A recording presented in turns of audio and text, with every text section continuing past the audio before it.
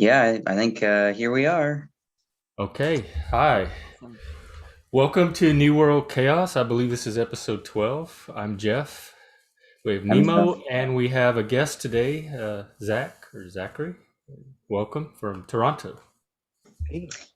yeah, we've been musing on a variety of random topics, and it sounds like Zach is a pretty philosophical guy, which is my bread and butter. I love philosophical things, and recently, when me and Jeff have been really trying to emphasize some of our themes of self-determination and community building. And Zach, if you want, you can say a little bit about yourself or anything related to that theme or whatever you feel inspired to start with, if you want.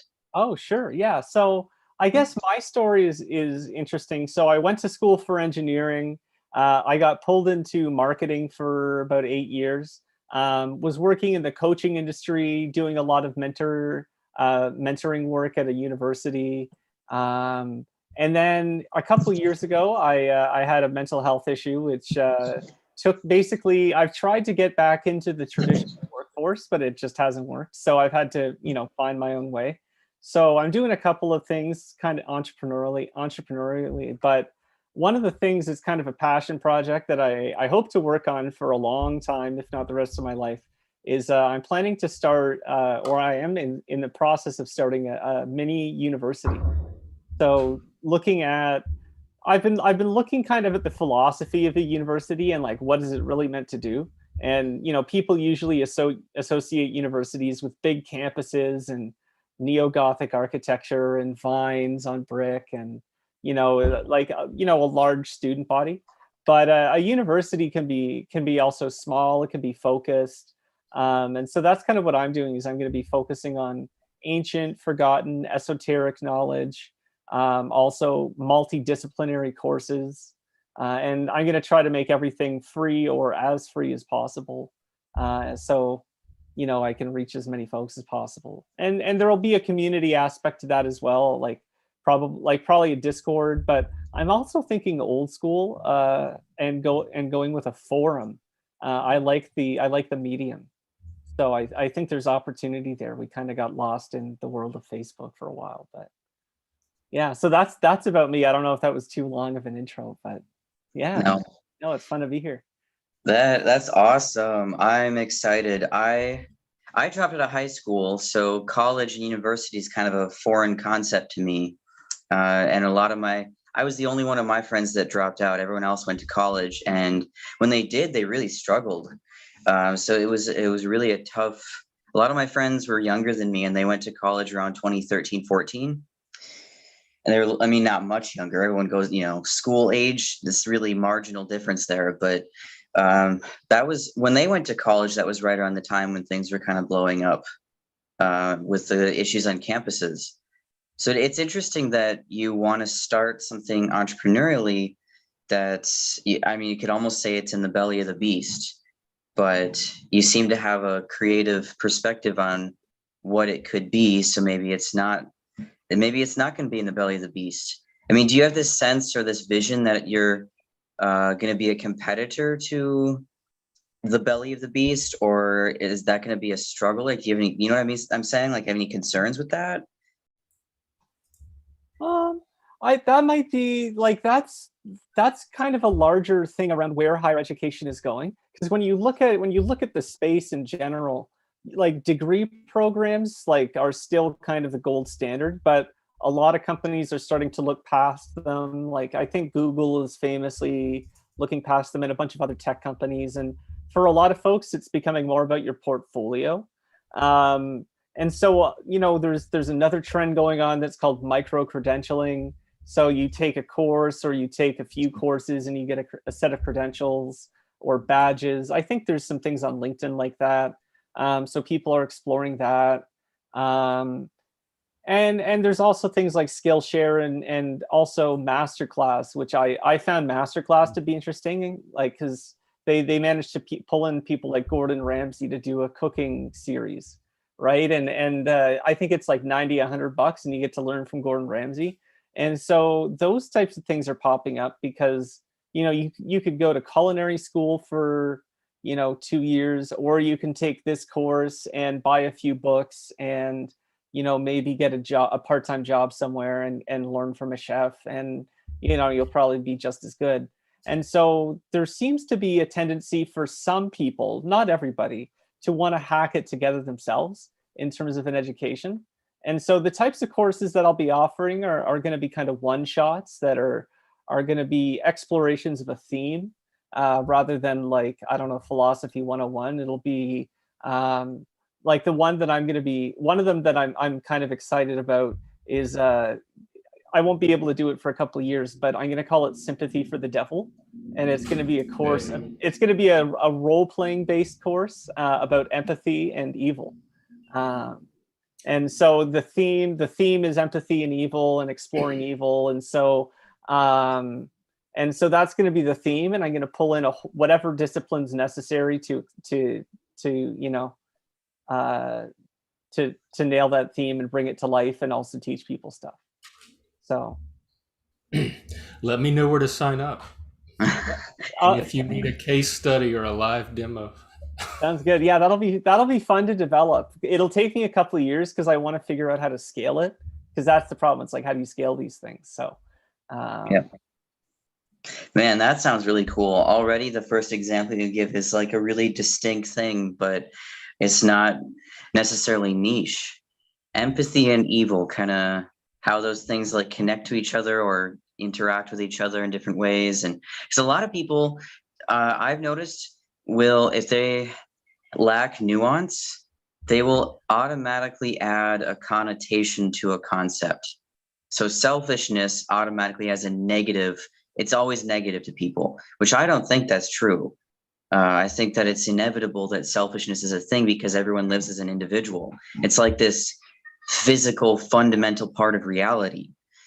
But, and then empathy, people automatically think is a good thing. And so then if you empathize with someone who's evil, then how dare you? Why would they deserve that? It's like you're giving them something. When the reality, and I've been in those situations where my aim is to understand this person that's doing something destructive because it's helpful and it makes sense of the world around us. So you can actually respond to things. But then other people seeing me do that don't get it. They're just like, that person doesn't deserve empathy. But I might not even be interacting with them. I'm just going through this process in my head because empathy is a fundamental part of understanding the world around us. And it seems like a lot of people are almost not necessarily fetishizing, maybe sometimes, but way overusing psychological concepts and failing to actually understand them or live them. Like they'll talk about empathy a lot, but completely fail to actually practice it and have no idea. Like there's just a real lack of self-reflection. So it's getting tough. I actually think one of the reasons people could be stuck right now is that the language is there, but the meaning is gone.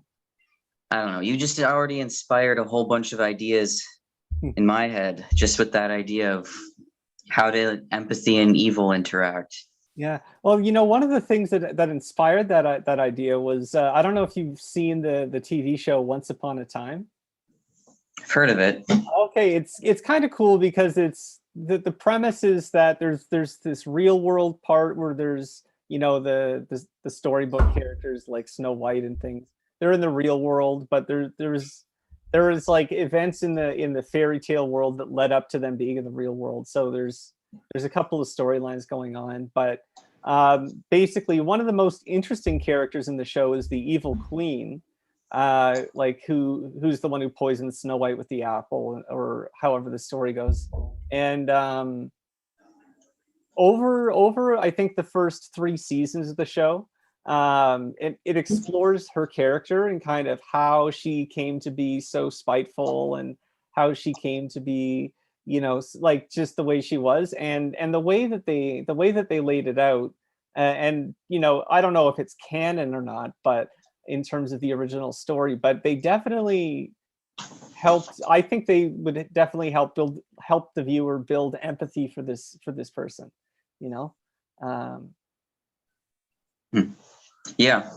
Well, it makes for a much more interesting story, that's for sure. I'm a writer, and I make music too, so I'm always looking for that originality high, yeah, variety, the spice of life, keeping it really new and not just kind of beating a dead horse to the ground. But yeah, I've never seen that show. I think that although I do think that the making nuanced characters in terms of good and evil is actually a relatively popular thing the last 20 years, more so than one-dimensional characters. It is really weird that we're a lot of people, like culturally, it seems to be that in fiction, provide like having nuance to good and evil and layers is the trend. Yet in reality, it's like more and more people are living by as if we're in a Greek mythology. That everything, it seems like, what is this? A reversal of fiction and reality? We're going to apply all of our nuance to TV and none of it to our friends and family. I don't know. Yeah. Yeah, no, it is hard. Like, I think part of it is like with social media, since we're all so connected, like brain to brain almost. Because I guess before, like when everyone had their own opinions, and there's a normal distribution or whatever, and you have some people who are far left, some people who are far right, but they never interact because they just run in different circles. And um, now everyone is so kind of interconnected. We get to see each other's thoughts and each other's opinions, and now everyone is so freaked out because, like, you see stuff that you really don't agree with on social media, and it's just like, do I need to respond to this? Is this part of the conversation? Like, no one has any idea anymore. Yeah, it's utter chaos. Yeah, I mean, me and Jeff are really not on almost any social media unless you were to count Discord and Zoom, like on that more personal level, that it's literally just meant for communication and organizing. Mhm. Otherwise, we're just not on social media. I find a lot of it boring.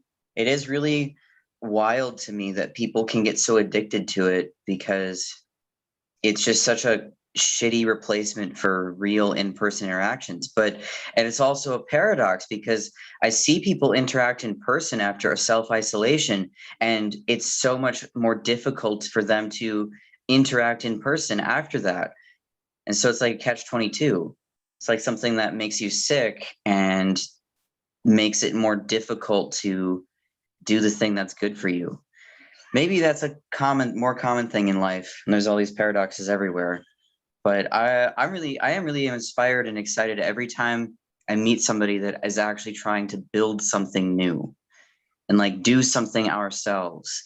Because most people really don't seem to do that ever. It's like their hobbies even are being taken over by social media and the internet or whatever. And it's just so much.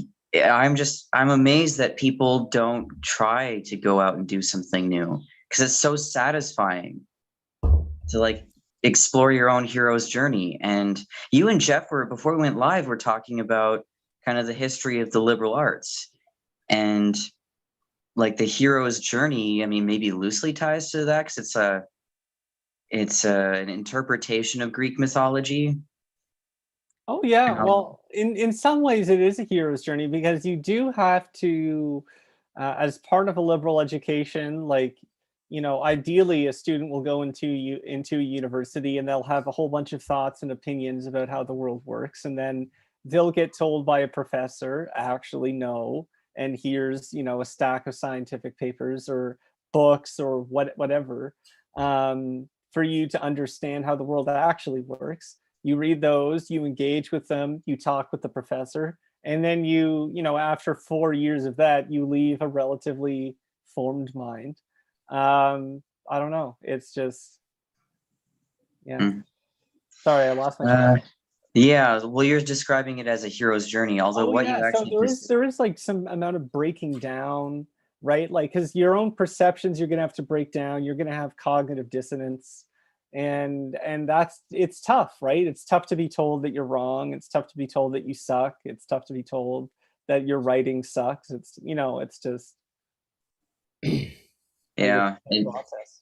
It is funny you say that because a lot of what you describe is what pushed me away from that world. I just grew up with adults around us hating kids, and so just being really abusive. And whenever they would point out a kid was wrong about something, that was like the adult was using that as a justification or a gotcha to justify all the abuse and the authoritarianism. And so part of the I mean, I don't think you intended this with what you were saying, but your description led me in this direction, that a lot of adults would kind of be authoritarian that way. And I nearly failed most of my English classes, but speaking and writing are two of my best skills. So it's this weird kind of juxtaposition, I guess you could say. What was your And teacher like? Like, what was the issue with English class then? Yeah. well, the issue more broadly was that I just didn't really pay attention and I didn't give any like two shits about school at all. So I'm pretty sure all the teachers hated that, because that's like hating on their child, you could say. They decided to become teachers. And I think you and Jeff kind of were talking a little bit about this unintentionally too, is that it's almost like teaching is almost it's almost like a multi-level marketing scheme. Because like they went to school as kids, that's all you experience, as kind of a monopoly on childhood. And then you go to school so you can teach school. And it's just like this closed loop system where they end up in a bubble. And so it's like that's their prized possession. That's their whole world. And I think they really they hated that I was so disinterested in school. And so that kind of probably festered things. But I think also just the general authoritarianism and the ignorance of an authoritarian perspective. Like one of the few things I remember about school that really stood out to me because of how shocking this experience was. So that one of the English teachers that failed me, they were reading To Catch a Rye, no, Catcher in the Rye, right? Yeah. Yeah, I Yeah, think with I Holden combined. Caulfield. Yeah. So they were reading that book, and they caught my attention with part of the discussion because my basic understanding of the main character is that he's got some dysfunctions and he's rebellious and all that crap. And then the teacher was trying to get people to say, why is he dysfunctional? And here's, what are your theories, blah, blah, blah. And the teacher like hammered in his pet theory, hypothesis, whatever, is that Holden Caulfield is literally just being a teenager, and teenagers need to rebel for no reason. And that made me furious because I was literally at that time in my life for like a year and a half trying to escape an abusive family. And it's just like this remarkable demonstration of like willful blindness towards what young people and kids deal with on a fairly relatively common basis. But I didn't mean to get us off track That's a there. total lack of insight. That was good. That's good stuff. Well, cheers to tangents. And none of it's social. I love this. Like none of it's social justice. I think we should keep going in this direction. Another thing that strikes me about what you bring up, Nima and I are also very big into self-employment to go along with our self-determination and this community building we're doing. And you're doing that. In my last job, I was a disability advocate. And one of the things I would do would help people find and or keep jobs. And it's very, very difficult for a lot of us out there. So I started shifting towards self-employment at the end and entrepreneurship and finding ways for them to monetize their existing skills and talents, because it seemed like they'd be much more successful that way than trying to fit into some system of employment that's not ever going to understand them or be friendly to their way of being in the world. So self-employed, like everything you're talking about also falls into that self-employment theme that we are developing and like to hit so hard. Yeah. I'm impressed by that too. Yeah, it's Do you have any insight into like entrepreneurship, self-employment, or helping? Because it's going to take a lot of whatever happens with the political situation right now. We're probably going to need as we build these communities, we're going to need new services, new businesses. We're going to need that skill set. So, or the know-how of how to foster and nurture it in other people. So, yeah. I mean, in terms of entrepreneurship, so like I've worked for a tech startup, I've worked for some small companies, and like it is, I don't know, it is an important thing to have in terms of, in terms of self-determination. And I mean, going back to what you said, I think, like for me, because I'm mentally ill, I guess. So like that's technically a disability. And one of the ways that shows up for me is a completely unpredictable sleep schedule. So, sometimes I sleep at like, 8 p.m. till 2 a.m. and then I'm, up and awake, and then I'll sleep in the middle of the afternoon. So it's hard for me to keep like a full-time job, even though I would like to sleep normally. It doesn't happen, but I'm productive. So it's just, it's possible for me to be productive and employed, but it's just very difficult with a regular job. So yeah, I totally hear what you're saying with, just being able to monetize what you have. And there's, I don't know, there's a lot of good books out there. There's a lot of good blogs out there. Like I picked up a lot of the skills kind of just self-teaching from books and learning best practices. And I also went to school for partially for business, so that helped. But I keep forgetting you're in Toronto and not the US, but I'm also interested. I want to talk a little bit about social justice just to get a little on the ground report of what's going on in your part of Canada in relation to that right now, and how it might be different from what we're experiencing in the US, if it is at all. sure. Sorry, I think my internet might be breaking up. I think you did. Freeze up. We can wait. Yeah. We'll play the Jeopardy theme maybe, but I see you got your tapestry hung up. yeah, I came up with an idea. I had these really strong sticky things that are kind of like the command tape things that were left over from hanging these mirrors. Okay, he'll be right back. And I also see that you're in your new place. That's right. This is my new apartment. Still got vaguely white walls that are blank and desperately in need of a tapestry, and I think that looks a lot better. But it's a good start. I'm still getting stuff set up. Yeah, what we were talking about with, I guess, with self-employment related things. I think that what me and you are struggling with to some degree, the inherent struggle in our goals here is just that we're like the very early adopters, and most people are struggling with this unwillingness to make these changes. So I mean, I think that to some degree, at least what I want to innovate, requires civil disobedience, and not the kind of civil disobedience that's like obvious necessarily or provoking just for the sake of provoking. No, it's really just that a lot of the work I've tried to do to help this disenfranchised people, like you were describing, Jeff, is really helping them deal with the fact that their lives are completely screwed up as a result of bureaucracy. So it's this bureaucratic stupidity. Honestly, I'm just going to call it what I think it is. It's bureaucratic stupidity. And then even taking something that's a little less focused on government, that's more of a cultural issue, like Zach was saying, that he doesn't really have a set sleep schedule. And I'm just thinking, how many jobs these days you can work either from home or from multiple locations because they're all technology oriented, or there's just way more flexibility than times past. But for some stupid nonsense reason, a lot of employers still want you to work full time, even though it's actually a waste of resources for everyone. Or they want you to work between certain hours when, if you're just consistently getting work done, it shouldn't matter what hours you work, especially if it's from home. So there's all of these archaic things that it's like we're stuck with. And I'm just kind of trying to get the right people to wake up who are actually likely, they're kind of on the edge, kind of get those people kind of in our world of the Renaissance.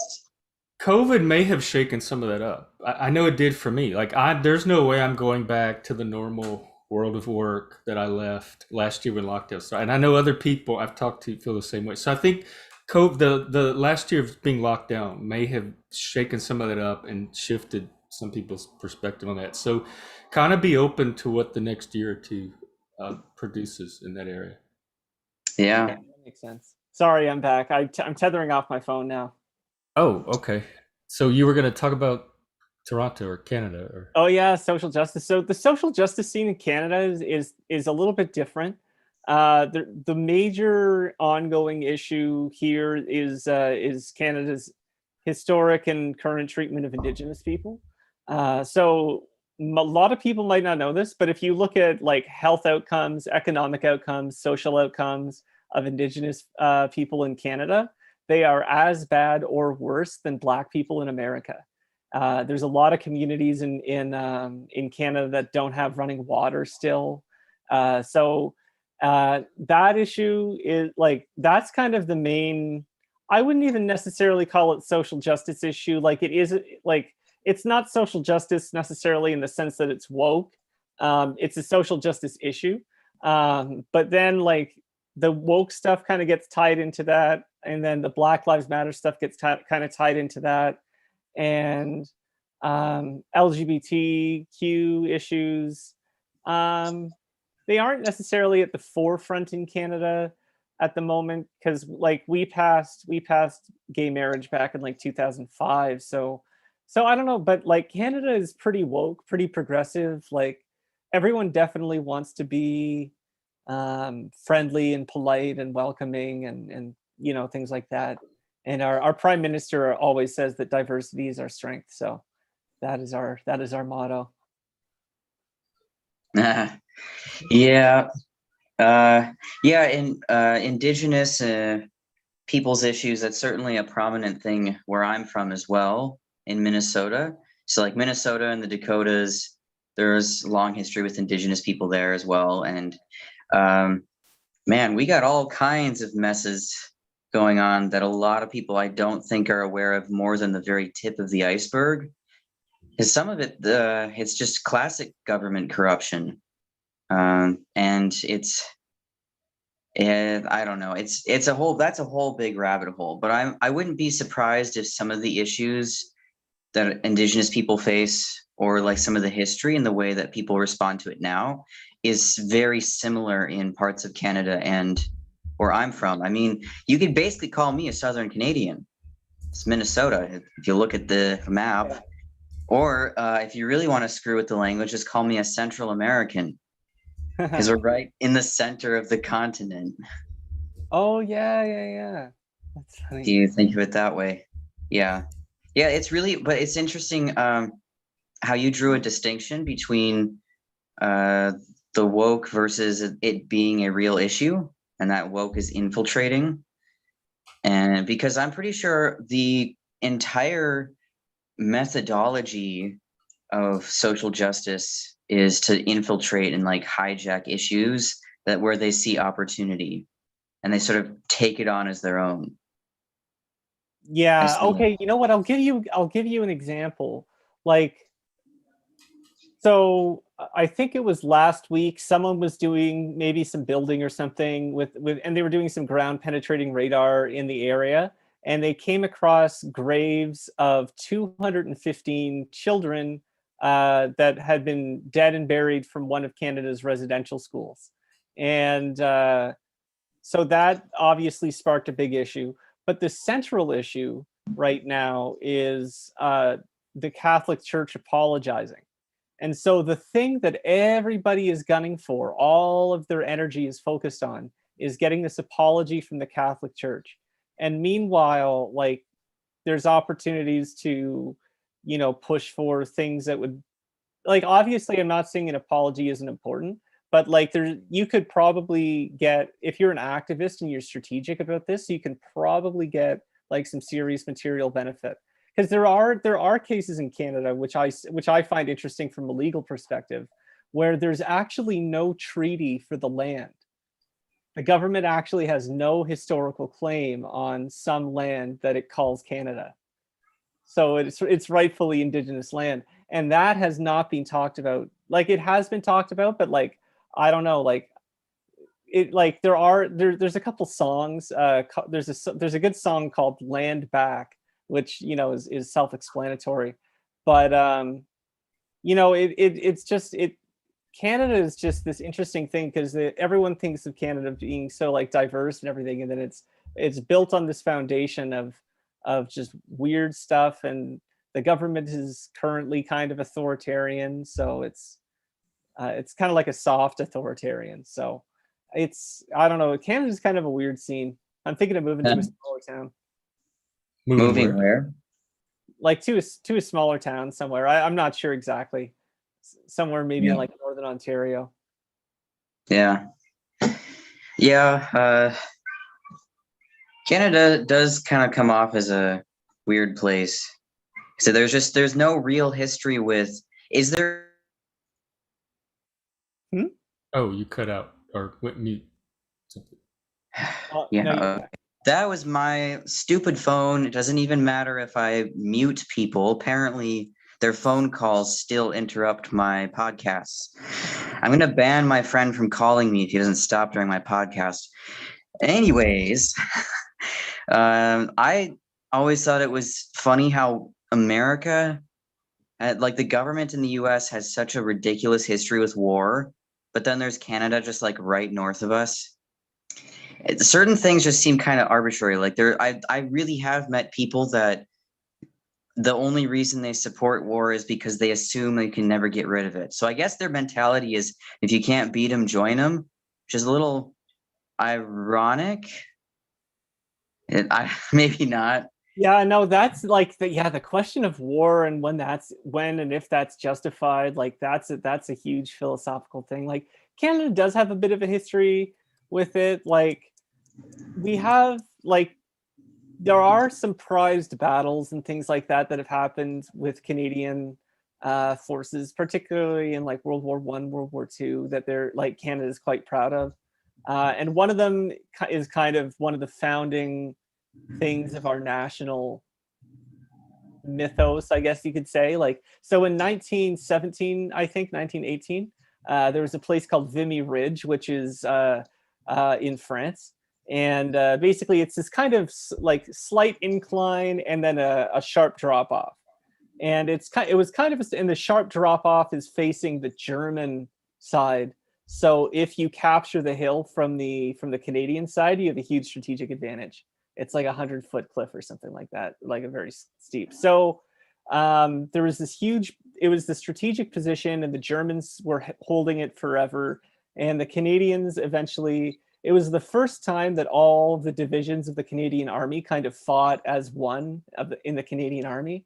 And so that was kind of like this historic moment for Canada, because it was like, you know, the birth of the Canadian Armed Forces, I guess you could say. And the battle was a massive success, even given World War I standards. So, you know, that was kind of like, Canada does have a little bit of war in its history. And we've shown up in like other places as well, like in terms of battles and wars and contributions. But yeah, it's definitely not as emphasized here, I think. Like, yeah. Well, I'm pretty sure you're our first Canadian guest, so you have to be our expert on Canada. Cool. Well, yeah, we'll see. Yeah, I guess I could be a Canadian expert of sorts. Yeah. Yeah, I also, if we're talking about, you know, looking to the past and predicting the future, I think there's an increase in entropy, that things are getting weirder in a lot of places and more complex, and there's more people with ulterior motives where they basically want to make reality how they wish it to be, rather than like, and it's weird, they do it in a way that doesn't make any sense, because they're just talking about like ideas, and they're going to say a false reality and then try and say this is how it is when it's clearly not, instead of just going out and doing something that would have a real impact on the world around them. And so I just noticed this real increase in chaos and entropy. And I think a lot of people were really shocked by 2020. I was not really all exactly shocked, you could say. I didn't predict any of it, but I think a lot of people were just not aware of how issues were building up that ended up exploding. And so a lot of people around me, honestly, their perceptions of reality are very, very different from each other now. Mm-hmm. And that's the sense of more chaos and entropy that I'm noticing is not only in people that I've been following online, and that it's more layers of complexity, because what it's like there's competing Overton windows. That's the best way I have to describe it. Like I'll listen to someone like Brett Weinstein or Sam Harris talk about issues of police, and they act like it's the strangest, most absurd and insane idea in the world to contemplate a world without policing. And so that tells me that they must not have experienced that philosophical issue before. It makes it sound like they're in a bubble. That's just an example. So they're in a completely different Overton window, whereas I grew up with most people didn't really want to interact with the police, and they want to avoid them at all costs. And they didn't necessarily take a broader stance on it. It depends on the person, but it was very stressful, and people just don't want to interact with the police. Yeah, like why would you want to talk to a police officer if you don't have to, right? Yeah, and so at the very least, that experience of being stressed out and having that kind of instinctive reaction makes people less shocked and less alienated by the idea of no policing, because they can empathize with the conflict. But everyone has competing Overton windows, so I've been having a hard time navigating that. And I'm guessing a lot of people are. I have friends that they've been self-isolating for like over a year, and they only interact online. Not good. I have a friend who's a nurse. That's me. Well, you seem to be the one person I know that's been self-isolating that's highly social. I've thrived. I'm an extrovert. My social life has improved. My everything. Like I have done nothing but thrive socially online since the pandemic, much more than I was doing locally here in Seattle. So it opened up a whole new world for me too. It's funny that you say that. So for me, I didn't have a lot of friends in school until about grade 9 or so. But so when I grew up, I got the internet at a certain point, and then that kind of opened up a world for me. And that was kind of the old school internet, like early 2000s and stuff. I don't know. It was a good place, kind of a Wild West, but like back before social media and everything like that. I don't know. It was so, and then I met a lot of friends on there. On like, I played Magic the Gathering, so I was on the Wizards of the Coast forum and like talking about Magic the Gathering and stuff. And I don't know, like as a kid, that was cool because you have new friends now, and I think there is something to be said for like online friendships. Like I think a lot of people are kind of tired of them because it's all we have at the moment. But there is this cool aspect of just being able to form communities online with like-minded people and do, I'm not giving it up. I'm not going back. Like now that I have it, I'm going to keep using it. I'm not going to say, okay, well, that was that. Let me go back to my real life now. Well, I mean, I understand, Jeff, I understand your motivations because of like how I have a pretty solid sense of your personality at this point, and me and you both have a tendency to provoke people because we're more blunt and straightforward, and a lot of people and the culture surrounding us don't like that these days. And me and social justice is like oil and water, so that's a thing, and same with you. And so if you're in a really crappy environment or just a terrible environment it's in this awkward stage of, at least for me in my experiences and what I am seeing some of in the news for a lot of major cities, it's this awkward, miserable stage where things are breaking down, where the good, nice things about the foundation people used to have are crumbling away. So they're scrambling, but it's not crumbled enough that they can free themselves or that they're like want to free themselves yet. There's people that are clinging to whatever they thought their old life was. So it's like they're in this awkward in-between stage where they're kind of trapped. It's like this 1 foot in, 1 foot out, or life is half falling apart at an awkwardly medium pace. I think we're all in that stage. We're all coming out of, like, we're all entering the unknown because we've last year was a transition year into a future that none of us, there's so many things that will have changed because of the last year. So we're all kind of in that stage right now. What were you talking about just before that? I had something that had sparked, but I forgot what it was. I don't know. I just had a sense of, like, I think that the reasons you like being online and not socializing in person make sense for you because you're in a crappy environment as far as socializing in person, and then online, you've been gaining access to relationships with people all over the world that are more like-minded. That's what I was referencing that sort of led to, I don't know, whatever we're at now. Maybe your idea will pop up again later. We'll be inspired or something. But what I really want to do, I'm getting this camper van back across the country this next week throughout until the end of the weekend.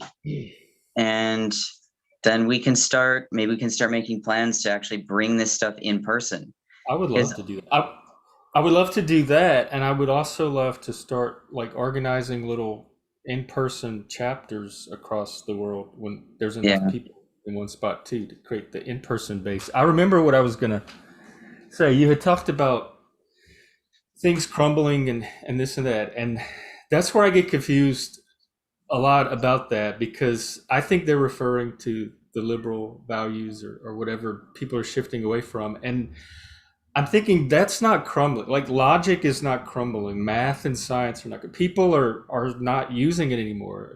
They've stopped using it. They're moving away from it. But the thing itself is still as intact as it ever was or ever will be. So I don't see things crumbling. I see people shifting to alternatives, and then they're getting just like going into disuse and neglect perhaps, but I don't see that it's so when people And talk about things crumbling, it confuses me because the values themselves I don't think are crumbling. Yeah, I think the peer values are probably like still there, but like the institutions probably are crumbling because the values aren't practiced. And I don't know, kind of pertaining to this, it was something I heard once, and then I started kind of noticing it. I don't know if it's confirmation bias or not, but someone once mentioned to me that if things get bad, liberals will always stay and try to make things better and complain or whatever. Whereas if things get bad, like conservatives jump ship, they'll leave. So if you look at California, like a lot of people going to Texas, and after Trump won, like, do you remember how many people were threatening that they would move to Canada? Oh yeah. Like, I bet I you was taking a wait and see. maybe 10 people actually moved to Canada, and it was, so I don't know. That's just something I find too. It's like, maybe it's not a liberal conservative thing, but there are the people who kind of invest in the institutions a lot, and they try to, throw good money after bad, I guess you could say. Like, they don't know when it's time to build something new. Whereas the conservatives sometimes are like, you know what? Like, I'm just going to take my guns and my beans and like. Yeah. Well, I must be a conservative at this point because that's what I'm ready to do. Like, I'm Actually, definitely not sticking around here to try to improve things. I'm ready to jump. no, what I think it is that what Zach pointed out here, if I'm going to say there's a correlation, it has to do with the person's relationship to responsibility. And so there may be a correlation somewhat politically, but it's more accurately defined if you get to the root of it, which is about responsibility. And that's really half the equation with autonomy. It's like you're taking ownership of your own choices. I literally want to leave the cities here. I basically gave up. So if we were just assuming, if we were making it a direct equivalence that whether you stay or leave is literally liberal or conservative, and we were to kind of conflate the two deliberately, then I guess you could say I was a liberal and now I'm going to be a conservative. If that's all you're doing is mapping those little statistics, which neither of those labels actually makes sense. I don't think for either me or you, Jeff, but I don't know. It seems like we're always kind of just on the fringes, and a lot of politics don't make sense. A lot of the politics are nonsense to me, honestly. But yeah, no, I like your reframe. That makes sense. Yeah. And well, Jeff, when you were saying your piece about things crumbling, I was just not specific because I don't want to get into a big ramble, but the examples you gave were conceptual and they were completely different things than what I'm thinking of. When I'm looking at what's crumbling and breaking down, and some people are trying to preserve it almost unnaturally. I'm thinking of systems like healthcare and government. To a certain extent, you could say aspects of culture that are outdated, and it just seems to be that there are people that want to preserve things that have become too rigid. There's no oxygenation, there's no flow, and so I guess part of the reason I see it that way is because I have tried so much with my life for years to develop new things. And the main barrier is usually that people flake out, they're apathetic, and then they go and self-isolate. But besides that issue, the second biggest barrier is that there's systems I come up against that are very rigid, and they end up having this kind of monopolistic control that doesn't make any sense. So I think it's just a problem from the way things developed over time, that there's this like rigidity, and if we want to build new things, I honestly think we need people, like enough people, maybe not a large population, but some population that are willing to completely reject these rigid old systems from getting in their way.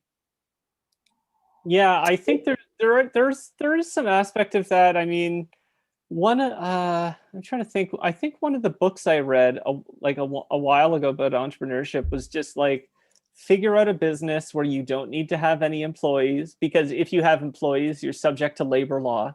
So solo business. And like, it gave a couple other examples of just types of businesses you can start that minimize all like, applicable laws and just save you a ton of hassle.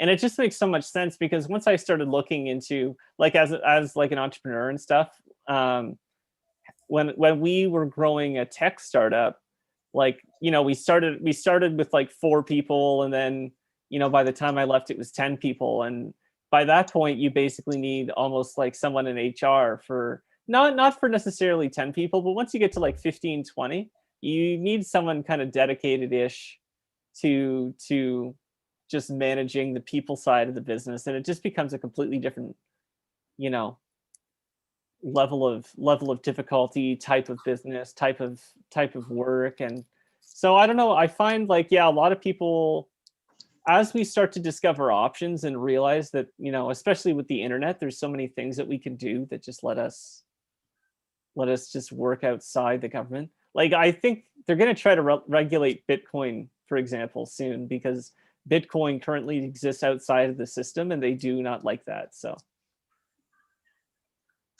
yeah, governments have been trying to chase after cryptocurrency since it really came on the radar around 2012 or 13. And it's definitely a really telltale sign of how incredible that technology is, given the fact that governments around the world really haven't been able to regulate it. They've only been able to crack down if it's something indirect. So if they can control the physical computers in some way, or if they can control a person's land, like if you get evicted for having crypto or some crap like that. But it has to be tied to something physical that they can chase after. And the less physical it is, then the more out of their control it is. So I'm really, really glad and so grateful I was born in a time when cryptocurrency was invented, because that's basically the currency of the internet. And really, the internet is one of the last free places we have, if you want to say free as in a kind of wild, wild west, where it's just completely different than the physical world and how it operates and how difficult it is for authoritarians to try and shut things down. yeah, like I think Nigeria just tried to ban Twitter, but it's still active in Nigeria. So I think I'm on Clubhouse, and that's my one social media basically. And I've seen a bunch of rooms from Nigeria, and I think something's going on there. I haven't seen any news yet in the Western media, but something's happening. And Twitter shut off. So Sure. yeah. Yeah, I'm very unsympathetic to a lot of there's this like new popular trend in trying to advocate for hardcore regulation of big tech.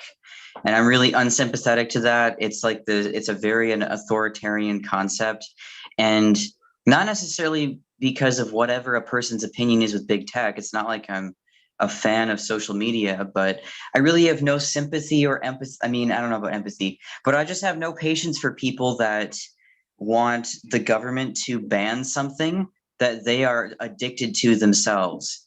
That all the people that are calling for this ban are not living up to their own standards at a bare minimum. It's like, okay, why don't you take some responsibility and stop using those services before you say you want to ban something like that? It's Yeah. a weird contradiction. It's like they're saying, please save me from myself. Like imagine how many problems would be solved if everyone put their phone down for a week and just interacted in person, like neighborhood cookouts, and like just talking to other people, whatever. And that would be like, I don't know. That was most of my life. I mean, I didn't get a Yeah. phone till I was well into adulthood. I didn't have computers till I was mid-20s. Yeah. I grew up with the internet probably in a similar timeline as Zach, but I didn't have a phone until I was an adult, and that was kind of by choice. I wasn't interested. I didn't even have a smartphone until I was like 22 or 23.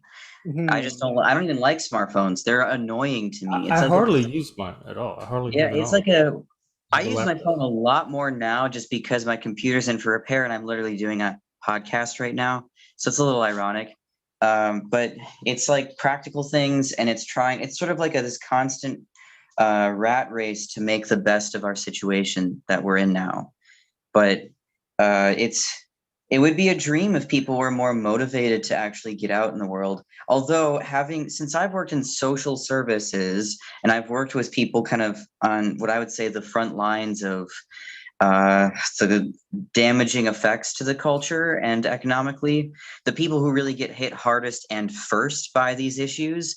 And I've dealt with those things in my professional life and in personal life. And I have to say that as soon as this situation hits a front where a lot of people can't just keep coasting along with their internet addiction or overuse and self-isolating where they have to go out of their homes and interact in person, I'm pretty sure we're going to have like a crisis. And I don't even necessarily think that's a bad thing. It's like this inevitable thing of like society is getting drunk on isolation and the internet, and eventually they're going to have to throw up. And so ideally you'd want it to happen before society's liver is done for. Yeah, that makes sense. Yeah, it'll be, I don't know, it could be like, I wonder how many people will be like super friendly and super happy. I wonder how many people will be irritable. Like, someone will say one thing and they'll just get triggered and, become a Karen or whatever the It's word is these days. I've been out a little bit since getting vaccinated. It's felt pretty normal, like pretty much like I remember from a year or so ago. So far, I've only had it in short little bursts. And Nemo, I'm having a completely different experience. But you're saying like you hope people or people should be more motivated, or you hope people would be more motivated. But I feel like they are. Like I'm so impressed by the people that are showing up and that we are finding, and I think they're super motivated. And so I'm having like a very positive, exciting, optimistic experience about what I'm seeing people do so far. And so I just want to throw that in too. That I'm seeing Fantastic. very encouraging signs from our group and what we're doing. Yeah. Well, I think it really comes down, I mean, the simplest and shortest way for me to explain the difference there is that I think we're talking about different things. Probably And so. there may be a little bit of overlap, but it really, to me, it's always been about the right people, the right time, the right place. And if we're That's talking the happening. right people, the right place, you still have to have the right time. There's been plenty of I times think when, we have all that. I think we have all of that. yeah, I mean, I'm looking big picture, and there's always going to be, the right people, the right time, the right place. And that's hard to come by. And I think we're very fortunate that we have our little island or a little boat in the middle of the storm. And that's like gold because it's rare. And we should treat it as rare and precious and amazing, and that it's really lucky. And part of the reason I have the perspective I do is that I repeatedly almost every time deal with people's apathy and disinterest. Most people around me have never cared about anything I'm doing. So it just is what it is. Like, I've had friends that how many times over they say they care, and then when push comes to shove, they don't live by their words. And I have a hunch that they make promises they can't keep, or they're just not actually interested, and they can talk the talk, but then when they have to live up to it, they realize, okay, that wasn't true. And a lot of people around me are just kind of oblivious most of the time. And maybe honestly, part of it is dissociation is relatively common, or like apathy and just out of sight, out of mind. So those issues are still very real in my life. And I'm deciding to respond to those properly and not try to fight reality. So like 90% of my investment has really been in the stuff we're doing. And it's very lucky that it's going a good place. But I mean, maybe the moral of the story is that people should not have their hopes up really high, and that we should start with what small things we can achieve. I don't think it's all luck. Like, we put a lot of work into this, and we put effort into making it. Like, this didn't fall out of the sky. This is the result of effort we're putting into it, and other people are putting into it. And as new people show up and they add their piece, it grows. So I don't know. I see it different, Yeah. and I am optimistic about it. Sure. I think I like our boat, and I like the people, and I think it's getting bigger. And so, Amen. Speaking of, we're pretty much at the part of the show where we can invite. Let's see, we have one viewer today. If anyone wants to come on and participate or ask questions in the comments or anything, now's the time. You can email us at jeffandnemo@gmail.com. Also, I think John's still hosting the watch party on the back porch. There may be a few people there watching you can hang out with. I'll probably head there after this to continue hanging out. So it's part of our community element Yeah. that we try to attach this to. So just let me know if you want to come on the show. In the meantime, we'll just keep chatting. Yeah. Well, I mean, I guess as part of the good news, like, look at today. Literally, I was just going to meet with Zach one-on-one, and then spontaneously it turned into he joined our podcast. And this has been, at times, it seems like kind of random and chaotic, which is cool because it's in our title, so it works. But also one of like the better conversations we've had, if you ask me. I have to remind myself every day to be aware of the reality I'm dealing with and to work with it and not try to fight it.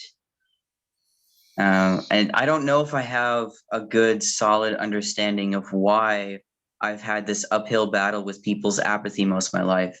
The reality that you're dealing with, or that the reality of other people, that like other people's reality of the people around you that you're dealing No, with? well, the reality I'm dealing with, like me, man versus the world, you could say it's that Is it the conflict. gap? Like, Yeah, if you, I will have called it that before, but just other people being apathetic and not interested. Like most people, I think, did we talk about this last time on the show? Or maybe, I don't know if this was on the show or if this was just one of the times we were talking in general, but I made the point that when one of the easiest, like the lowest common denominator for organizing a group is a party. So this manifests in different ways. Sometimes I'll try to make a particular event and it devolves into a party. So people are just kind of hedonistic and they're just like drinking and eating Not a food or deviation. getting high. And I'm like, okay, so we accomplished nothing here because it's turned into a party. And I'm disappointed in that because I want something more than a party. There's other times where if you can't do anything else, then I guess organizing a party could be step one. So it's like this lowest common denominator. But people are very hedonistic, and I'm frustrated with that. That's so funny because I'm from New Orleans, and to me, the party is not at the bottom of it's like that's one of the crowning achievements that you work up to, and you're like, oh, it devolved into just a party, and for me, that like, and it's a hedonistic culture too, so there could be some cultural values too that are very different, and Well, I'm not saying it to make judgments of parties being good or bad. I'm saying that it's a foundation. It's like a house. And so when the house crumbles, it falls to the foundation. So the But most if you know what to reliable, do with the party, it's not necessarily a crumble. The party can work as a foundation. If and we talked about this the last time, like what you're trying to do, get the party going because that'll bring the people, and then from there you'll find the people that want to go into more depth and do something more ambitious, like you want to do. But that can all start from the party as a starting point. And so I think uh, if we create the party, the people show up, and then people can start breaking off into the smaller, more mission oriented or purpose driven groups. hmm. I'm sick of parties. I'm sick of hedonists. I don't want to attract hedonists. I am. You're doing a podcast with a hedonist right now.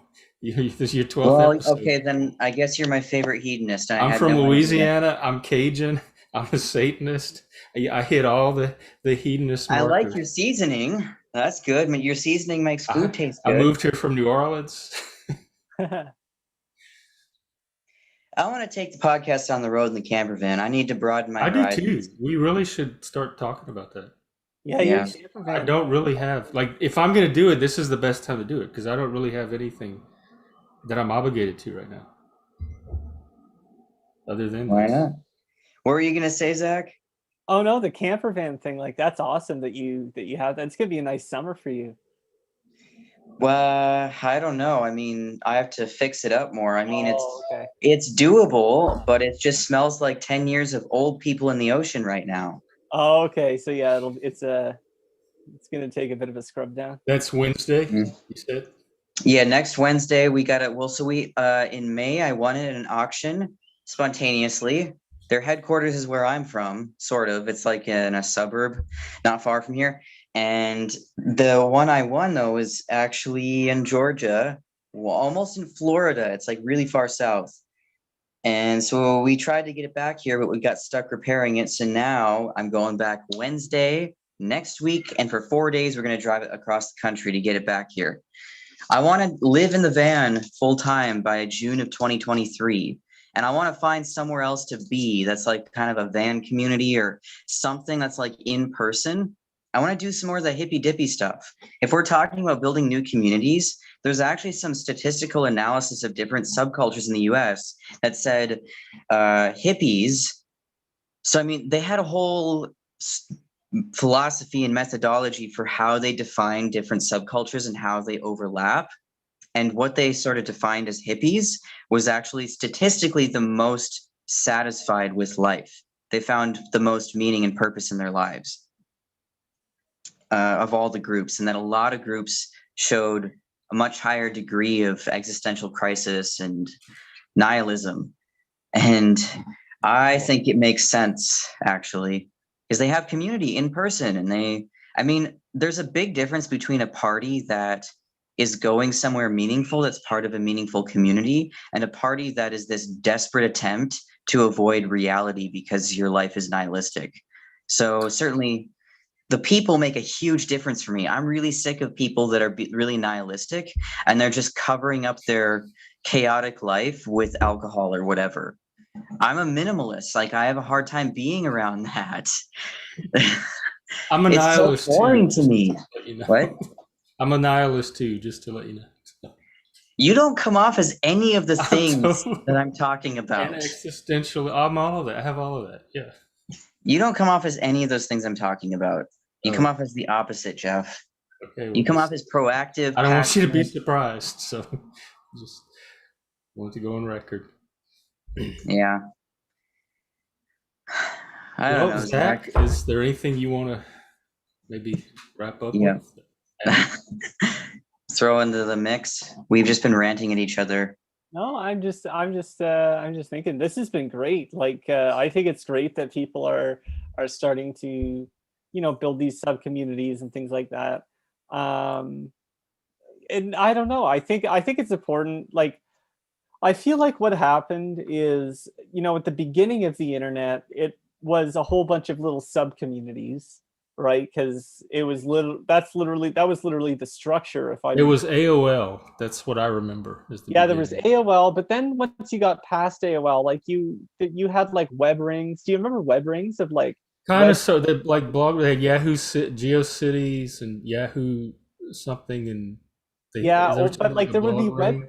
there would be web pages, and then at the bottom of the web page it would say, Yeah. "Oh, go to this other web page," right? So you would have like this little hermetic circle or whatever of web pages, and so that was kind of organic. And then up around 2006, 2007 was when Facebook hit, and then the internet kind of collapsed into this one mono community.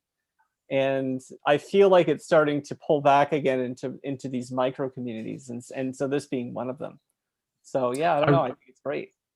I read an article the other day that Facebook and Twitter are kind of, that was a stage of social media that's kind of on its way up. That Trump was the Trump years was the years of Twitter, and that's burning. It's kind of burning itself out now that we're out of that. And Discord, Zoom, and Clubhouse were the three they named as the future of the internet.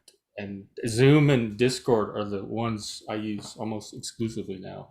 Yeah. I'm still on Twitter and Facebook, but I'm not as active there.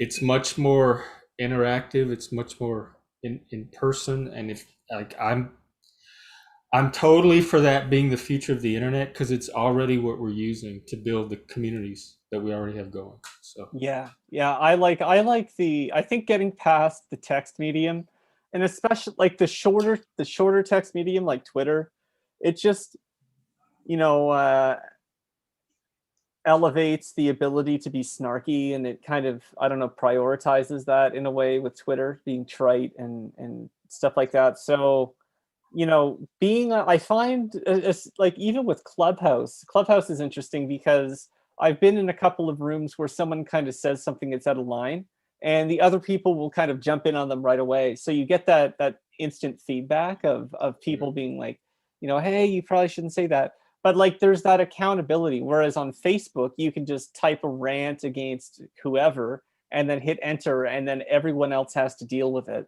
Whereas on these mediums and more of the direct things, you can kind of nip it in the bud a little bit, and it's a bit more of a give and take. that sounds like a nightmare, especially as an autistic person, is to have be shut down for saying the wrong thing constantly.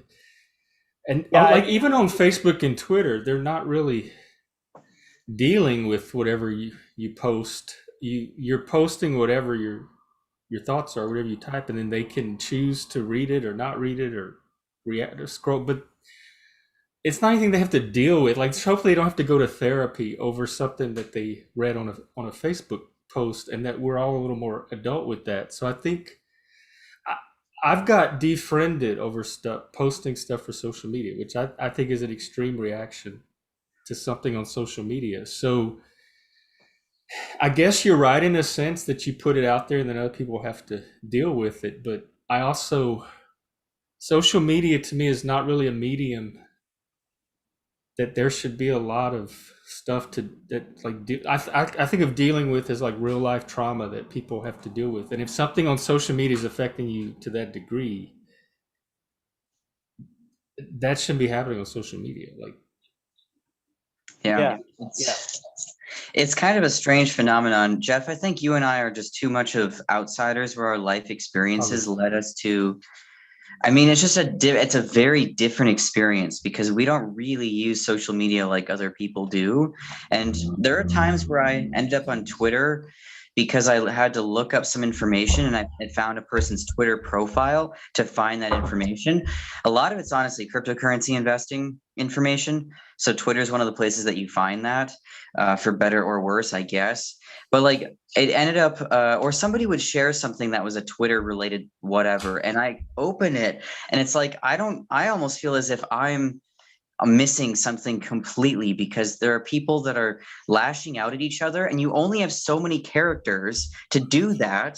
So I don't even get what they're lashing out over or what bothered them. It's like it's as if everyone has bruises all over them, and then they're just accidentally bumping each other and assuming that it's a fight or something.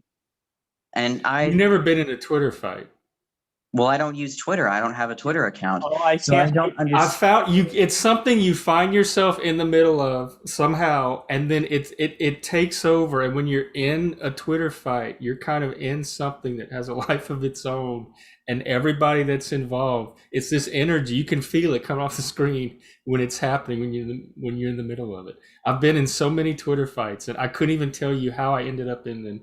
And people just swarm these threads, and you end up in Twitter fights. Yeah, like you open up, I can't be on Twitter because I just turned toxic. But like you open up your notifications, you have like 100 notifications, and everyone is saying like you're evil, and it's all slightly different variations on how evil you are, and it's like whoa, right? So It yeah, pushes Twitter. it bypasses something, and it just pushes all the buttons that it's so it feels so overdetermined once it starts.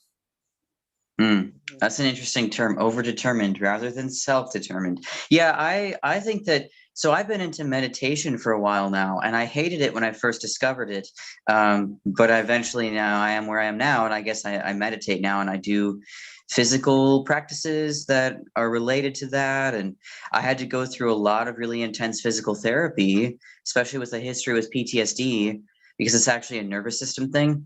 And the stakes were high enough for me, and it made such a substantial difference. That was really important to me. And I noticed one of the effects of that is I've I just I've had a lot of terrible experiences socially, as far as people being big disappointments, honestly, like just flaking out, being unreliable. The usual. I've talked about it here before, and I don't want to go into another rant, but that series of constant disappointments and people really sabotaging things in parallel with my own healing journey, it's like it's left me in this place where I don't have strong negative reactions to things happening around me anymore.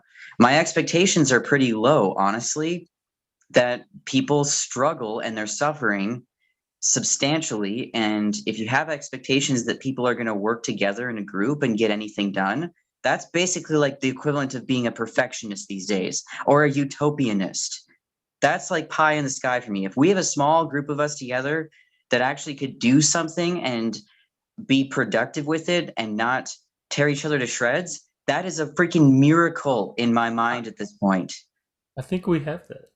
I've seen it happen so many. Like I've had those kind of groups so many times. So I have I have more experience with successes of those types of groups, and I think that we have that now. Everything I see so far matches the groups I've seen in the past and have been a part of that have been successful. So I just based on my personal life experience, I have a completely opposite reaction about this. I'm very Yeah. encouraged, and I think we have what you're saying, and I don't even think it's as much of a miracle as you think, because I think it is natural and organic, and I think it's going to grow as more and more people find this. So trust it, I guess what I'm saying. Like, Yeah, well, I'm certainly dedicating a lot to it. Especially as a person that's had so many sabotages. But my whole point there was seeing people freak out over nothing is really foreign to me because of the last number of years of experiences. Like when we were talking about the Twitter stuff, I've also seen it on Reddit. I can't stand Reddit. I joined twice, years apart. Within hours, I was auto banned from like every subreddit. And I had spent so much time reading all their stupid rules, and it didn't even matter. Like people were just vicious Oh yeah, for yeah, no good yeah. Reddit, reason. tough crowd. I For no stopped good using it reason. too. They banned. I refer to my own self as a coon ass because that's what I am. That's our Cajun slang that we use for ourselves. And they banned me, and they said it was a slur. And I said, no. If you, it's come from my own people, and you have to understand our history to understand why it's okay for me to use that word. And they argued with me, and they were dictating what the word meant instead of. And it came from my culture. It's our word. And they were. And I said, I'm done with these people, and I never went back to Reddit. The fun ended at that Yeah. point. Yeah, well, yeah. So this is probably why I think a lot of these issues with social justice are such a huge distraction, and I keep trying to go deeper. Is that people are getting lost in these surface level distractions as their big conflict, and it doesn't do anything meaningful. It's not getting anywhere. They're just spinning in circles and wasting all of their energy. It's like, I wonder how many people have a lot of pent up energy with nowhere to go.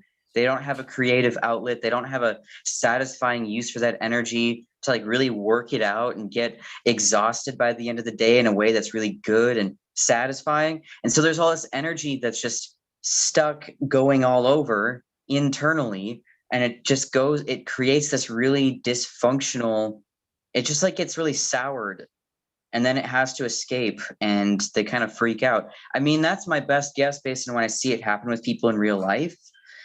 But I would like to empathize more, but some of these things are just really foreign to me. Honestly, maybe that's part of the reason we struggle is like me and you, Jeff. I mean, I don't understand, like all the people that complain Twitter should be banned while being the people who live on Twitter all day. I don't get that. Yeah, like I used to be part of the social media world just for like my marketing work. So I know the world, but for me personally, I never really enjoyed it too much. And yeah, it's kind of a weird space. I feel like the newer solutions like Discord, Clubhouse, whatever comes next, I feel like that's going to be more, we might even get back to a point where most people have their own website and it's just kind of a static website with a blog. And, we might get there. Who knows? Depends on how atomized it gets, but. Yeah. Well, I've had mostly really good interactions on the Counterweight Discord, and that's the first time I used Discord. And as a result, I'm now using it with the group that Jeff and I sort of run casually, Critical Crossroads. That's like a crossover of a bunch of groups, and using Zoom has been great. All of those things have been really great overall.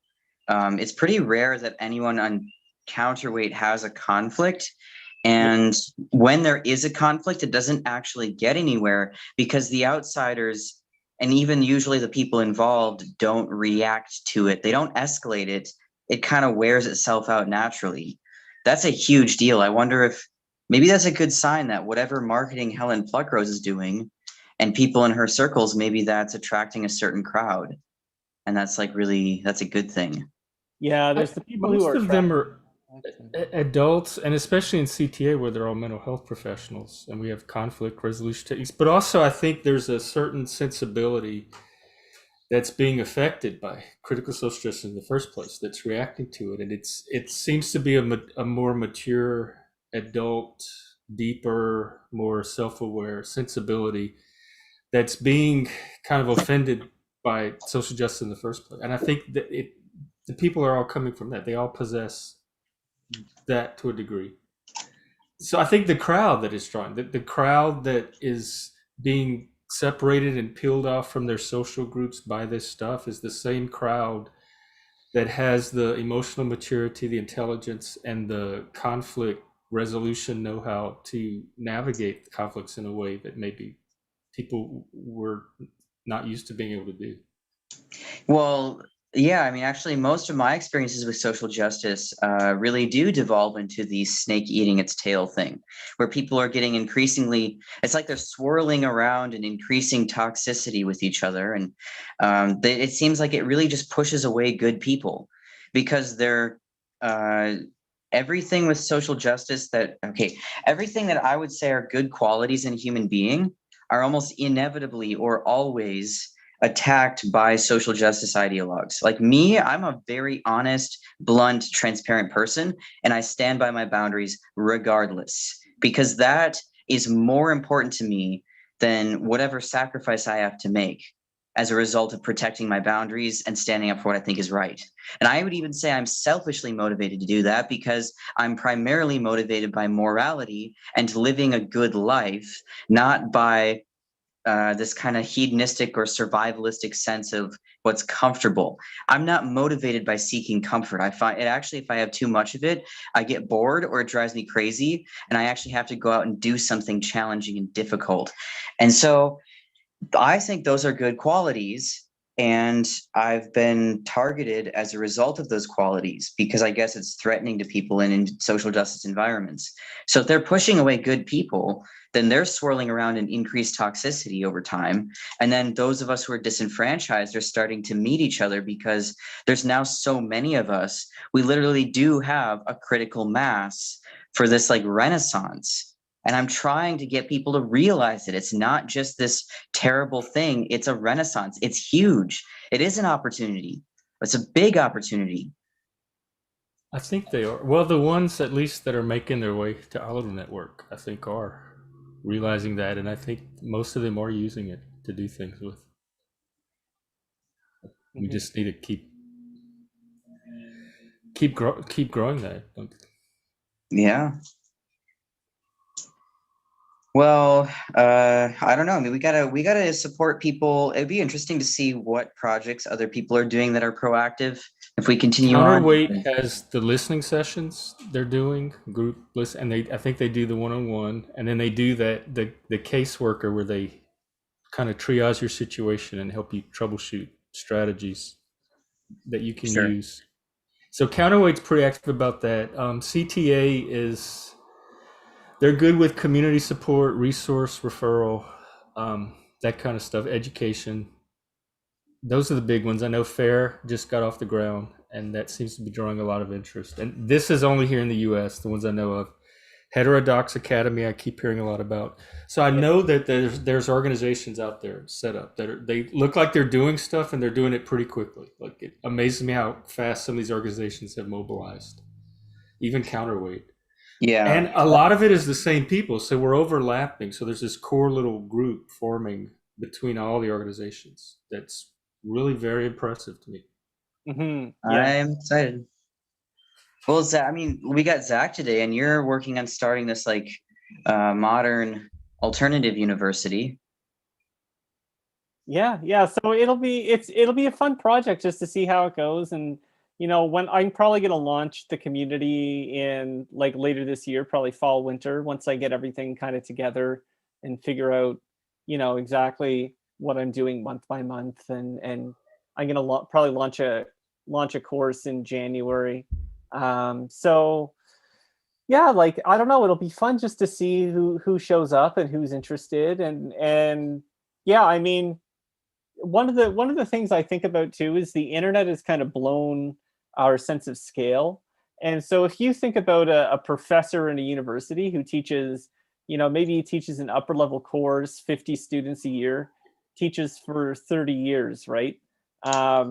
And so that's not, when you do the math, that's not actually that many students, right? And you can reach way more people on the internet just with a video. And so, yeah, I feel like, I don't know, education is just going to be shifting massively. And it's also, imagine that the professor is giving the same set of lectures every single year to different sets of students, right? Very inefficient. So once you film, like if you like really put together like your best version of a lecture or whatever, and you film it, then you can just show that to students. And obviously there's a bit to be said for in person, but it frees up time. So yeah, I don't know, just lots of opportunities in post-secondary. And I think communities of learners, and also like communities of practice more generally. Maybe I'm rambling a little bit, but communities of practice and stuff like that, I think just people doing the same thing together. Yeah. Yes, I love that phrase, communities of practice. Because what I'm developing right now is my big philosophy that I call intrinsic abundance. And a spur off from that I want to put into practice is something I call creative discovery. And so like I noticed that I have all these different habits and tendencies as a creator for music and writing, and I apply it to pretty much all of my life, and I always have. Say improvisation, I think, is one of the fundamental skills for life. But a lot of people actually avoid the very things that would help them deal with their situation and overcome barriers and find more satisfaction with life as it is. And so it occurred to me that there was a gap that I could fill. And so I call what I'm trying to offer creative discovery. that it's helping a person. It's not just, say, music lessons or writing or whatever. It's helping a person build their own process for creativity. So then over time, it's like it's like it's meta. There's an added layer to it, but that just as an example. So then that's kind of what you reminded me of when you said communities of practice. And that the whole thing just seems really exciting and very modern in a very useful way. And it actually, the more you talk about your idea, the more it makes me curious. Like, what do you think of your fellow Canadian, Mr. Jordan Peterson? He's, I think obviously, I don't know, if you look at some of the stuff that I'm going to be putting out, like lecture wise, I'm pretty influenced by him. I don't know, a lot of people have different opinions on him.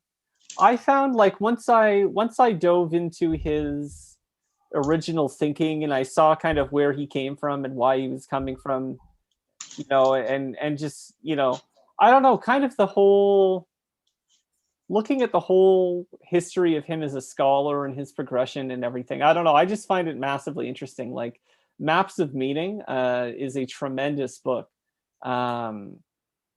Like, I don't know if you guys are familiar with, like, Bayesian reasoning or whatever. I think, like, basically it's this newish cognitive science model where your brain What's it is called?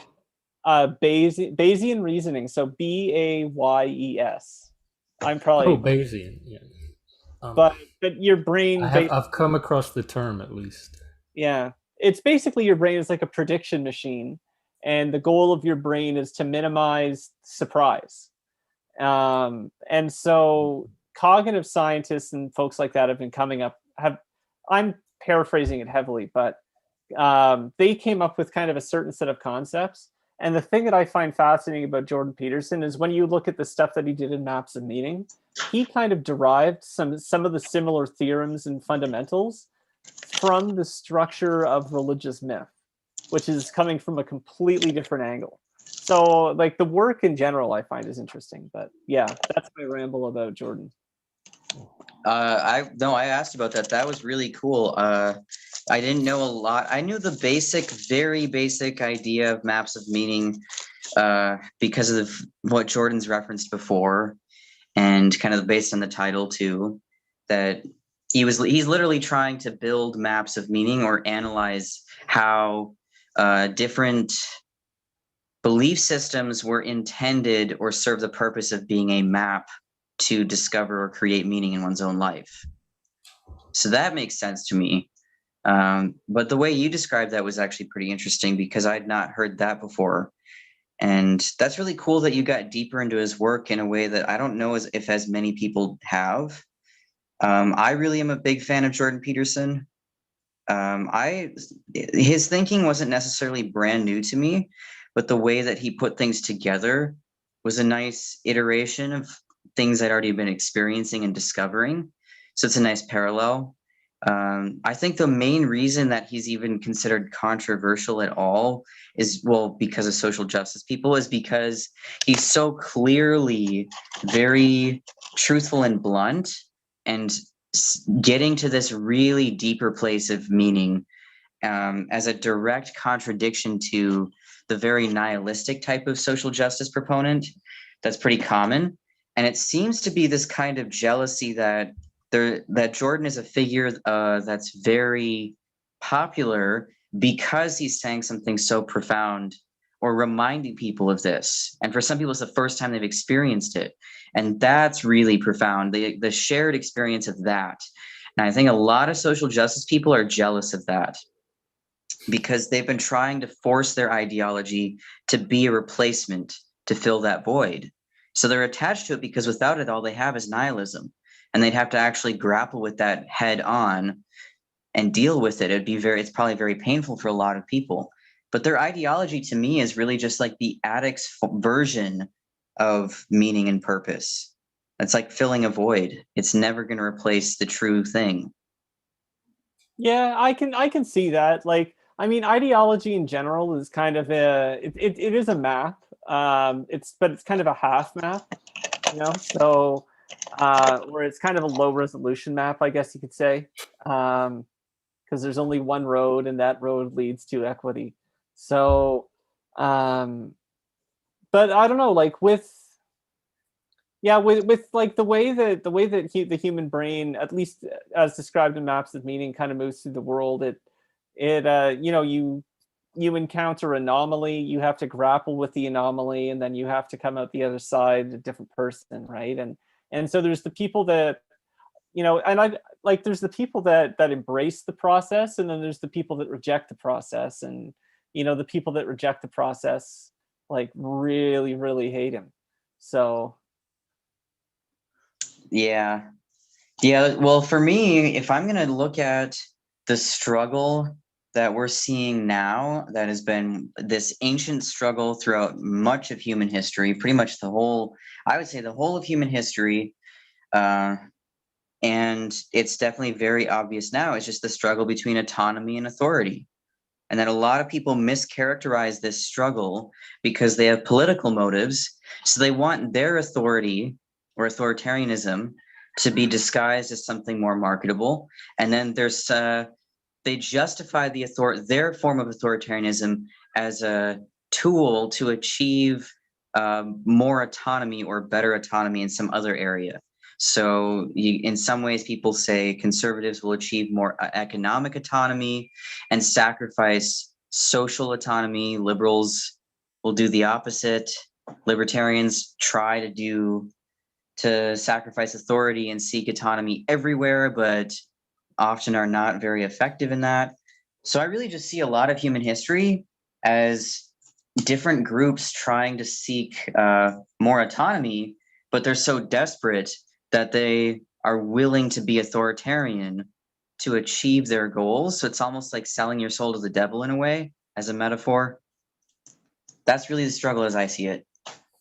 that's interesting. Yeah, the autonomy versus authority. Yeah, that's an interesting way of seeing it.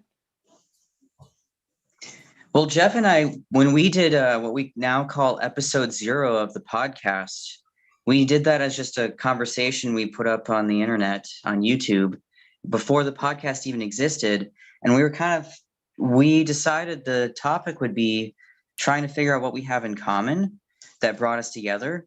And then we saw like what brought people together in the counter movement so far. And it really seems like across wide differences in personality and culture and desires and profession and family context, whatever, what people share in common is a tendency to value autonomy and be willing to protect it.